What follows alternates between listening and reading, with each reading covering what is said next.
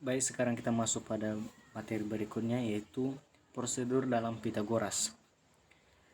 Prosedur dalam Pitagoras adalah langkah atau cara untuk menyelesaikan soal-soal yang berhubungan dengan Pitagoras. Langkah dan cara tersebut tentunya tidak lepas dari rumus dan bentuk umum Pitagoras.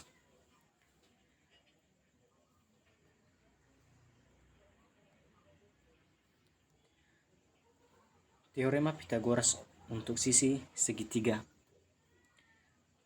Dalam segitiga ABC yang siku-sikunya di C, jika sisi A dan B diketahui, maka sisi C dihitung dengan rumus C kuadrat sama dengan B kuadrat tambah A kuadrat.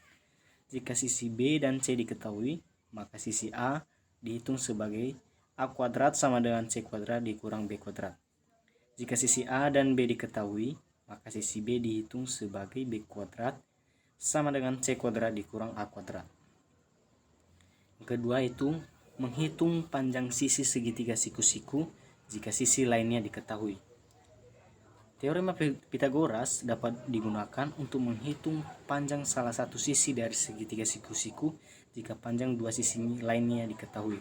Contoh, pada suatu segitiga ABC, siku-siku di titik A, panjang AB 4 cm dan AC 3 cm. Maka kita mencari panjang dari BC. Sesuai dengan rumusnya tadi, BC kuadrat sama dengan AC kuadrat tambah AB kuadrat. Maka BC kuadrat sama dengan 3 kuadrat tambah 4 kuadrat, sehingga menghasilkan 9 tambah 16, sehingga menghasilkan 25.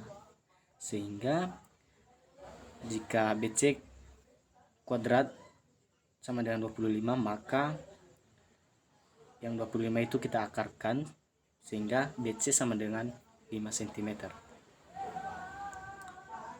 Contoh berikutnya, panjang sisi siku-siku dalam segitiga siku-siku adalah 4x cm dan 3x cm.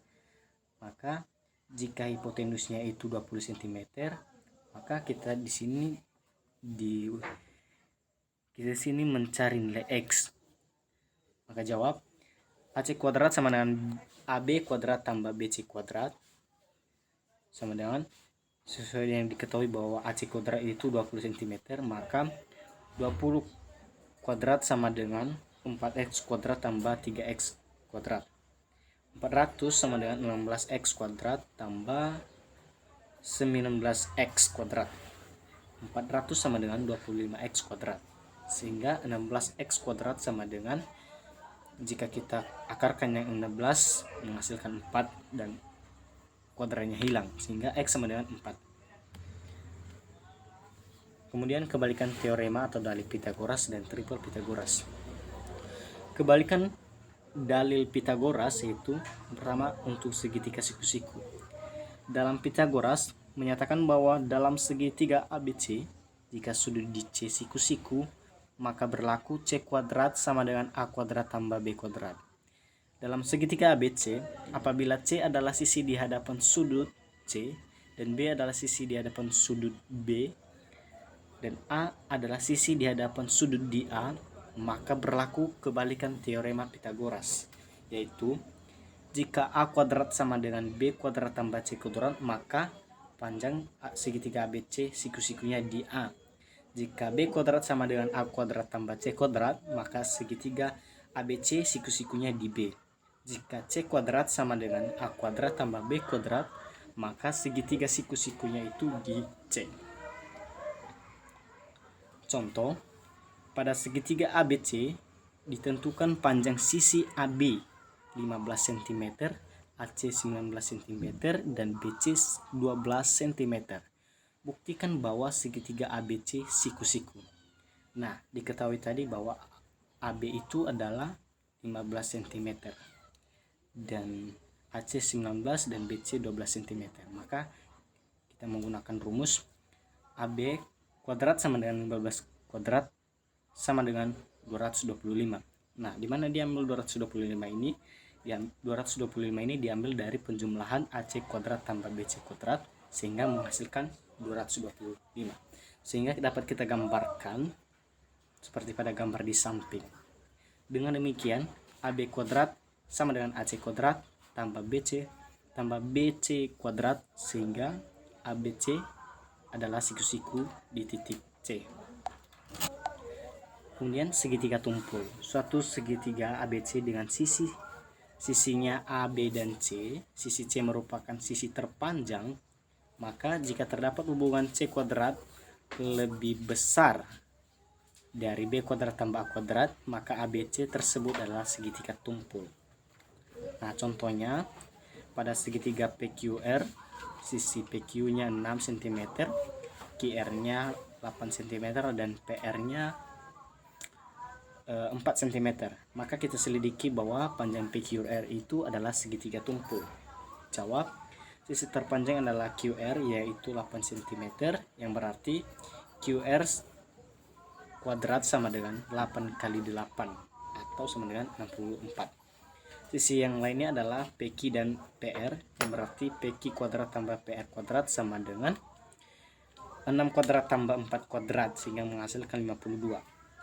QR kuadrat lebih besar dari PQ kuadrat tambah PR kuadrat, berarti kuadrat sisi terpanjang lebih besar dari jumlah kuadrat sisi yang lain. Jadi PQR adalah segitiga tumpul. Kemudian segitiga lancip, di mana suatu segitiga ABC dengan sisi-sisinya A, B, dan C. Jika sisi C merupakan sisi terpanjang, maka jika terdapat hubungan C kuadrat lebih kecil dari B kuadrat tambah A kuadrat, maka segitiga ABC tersebut adalah segitiga lancip. Contoh, panjang sisi-sisi sebuah segitiga adalah 6, 7, dan 8 cm. Tunjukkan bahwa segitiga tersebut adalah segitiga lancip. Maka langsung kita jawab, sisi terpanjang adalah 8 cm, maka C kuadrat sama dengan 8 kuadrat sama dengan 64. A kuadrat tambah B kuadrat sama dengan 6 kuadrat ditambah 7 kuadrat, sehingga menghasilkan 85. Karena C kuadrat lebih kecil dari B kuadrat tambah A kuadrat, maka segitiga tersebut segitiga lancip, sesuai dengan konsep yang dari atas tadi. Dengan menggunakan prinsip kebalikan dalil Pitagoras, kita dapat menentukan apakah suatu segitiga merupakan segitiga lancip atau tumpul. Nah, di sini kesimpulannya, jika A kuadrat sama dengan B kuadrat tambah C kuadrat, maka ABC adalah segitiga siku-siku. Jika A kuadrat lebih besar dari B kuadrat tambah C kuadrat, maka segitiga ABC itu adalah segitiga tumpul. Dan jika A kuadrat lebih kecil dari B kuadrat tambah C kuadrat, maka segitiga ABC adalah segitiga lancip.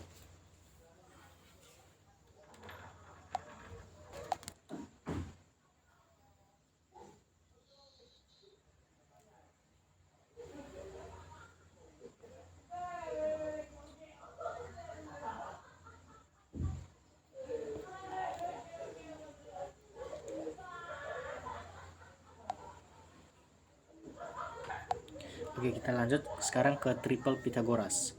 Triple Pitagoras yaitu pasangan 3 bilangan bulat positif yang memenuhi kesamaan kuadrat bilangan terbesar sama dengan jumlah kuadrat kedua bilangan. Misalkan ada bilangan 3, 4, dan 5. Nah, yang satu itu bukan termasuk bilangannya ya, karena yang satu itu salah ketik. Nah, di sini 3, 4, dan 5 itu adalah triple Pitagoras karena jika 5 kuadrat sama dengan 3 kuadrat tambah 4 kuadrat. Nah, 5 kuadrat kan 25. Jadi 4 kuadrat tambah 3 kuadrat sama dengan 25. Jadi ketiga bilangan tersebut adalah bilangan triple Pitagoras. 2, 3, dan 5. Nah, 2 dan 3, 5 ini adalah bukan bilangan triple Pitagoras karena jika kita kuadratkan, maka 5 kuadrat sama dengan 3 kuadrat tambah 2 kuadrat, maka yang 25 itu tidak sama dengan 13. Makanya bilangan-bilangan tersebut bukanlah bilangan triple Pitagoras. Berikutnya adalah perbandingan sisi segitiga siku-siku khusus. Nah, di sini untuk sudut 60 dan 30 derajat. Perhatikan gambar di bawah ini, segitiga ABC yang siku-sikunya di C dengan segitiga C yang bersudut 60 derajat. AC-nya 2A cm dan BC-nya adalah A. Berapakah panjang sisi AB?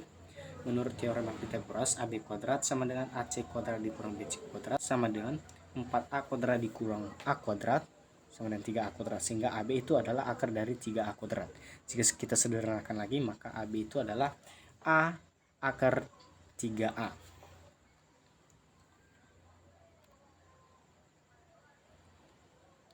Nah, sudut 45.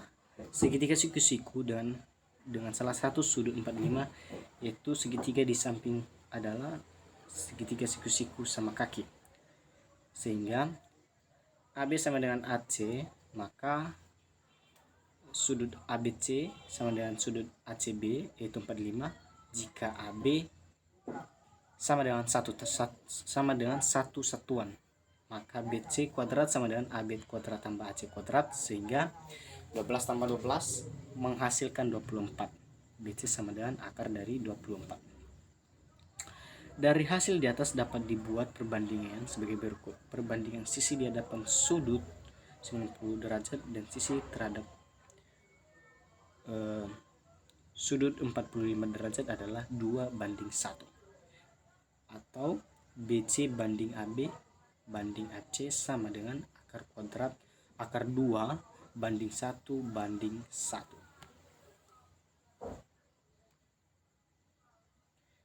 Nah, sekarang kita masuk pada miskonsepsi dan isu-isu dalam teorema Pythagoras.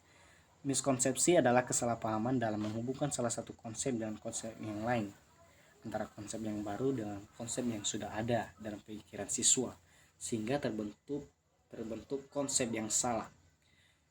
Miskonsepsi yang sering ditemukan dalam teorema Pythagoras adalah dalam materi tersebut terdapat sisi miring. Pada gambar teorema Pythagoras itu sering disebut miring, padahal nama sisi miring tersebut adalah hipotenusa.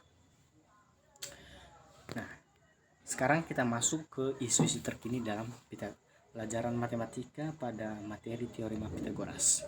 Yang pertama, kesulitan siswa ketika menentukan prinsip dalam menyelesaikan suatu permasalahan, di mana siswa keliru dalam menentukan konsep yang tepat untuk menyelesaikan permasalahan tersebut. Isu yang kedua itu kesalahan dalam menggunakan rumus teorema Pythagoras. Nah, bentuk umum itu kadang-kadang salah siswa dalam menggunakannya. Ketiga, kurangnya ketelitian dalam menghitung serta proses yang digunakan untuk melakukan penyelesaian soal sehingga kurang tepat. Jadi di sini siswa itu kadang kurang dalam proses menghitung maupun prosesnya salah atau prosedurnya tidak sesuai, sehingga jawaban yang mereka jawab itu kurang tepat. Keempat, kesalahan pada tahap keterampilan. Proses di mana kesalahan yang terjadi pada siswa adalah kesalahan dalam proses pengerjaannya, serta siswa tidak memberikan prosedur penyelesaian pada masalah tersebut. Nah, di sini kadang-kadang siswa dalam mengerjakan soal yang berkaitan dengan Pythagoras, mereka kadang-kadang lebih menggunakan nalar mereka atau sering mereka tebak-tebak saja. Mereka tidak menggunakan prosedur yang sudah ada, yang mana prosedur itu akan nanti memberikan jawaban yang akurat dan tepat. Yang ketiga, kurangnya ketelitian dalam memahami soal cerita adalah salah satu pengaruh penting untuk dapat menyelesaikan soal tersebut. Nah, ini termasuk suatu permasalahan atau isu terkini dalam teorema Pythagoras ini, yaitu siswa itu sering tidak memperhatikan, sering kurang memahami apa yang dimaksud dari soal-soal, apa yang dicari dan apa yang akan diselesaikan. Nah, kira-kira begitu tentang penyajian kami di teorema Pythagoras ini. Nah, kami dari kelompok 4 mengucapkan terima kasih. Sekian dan terima kasih. Yahoo.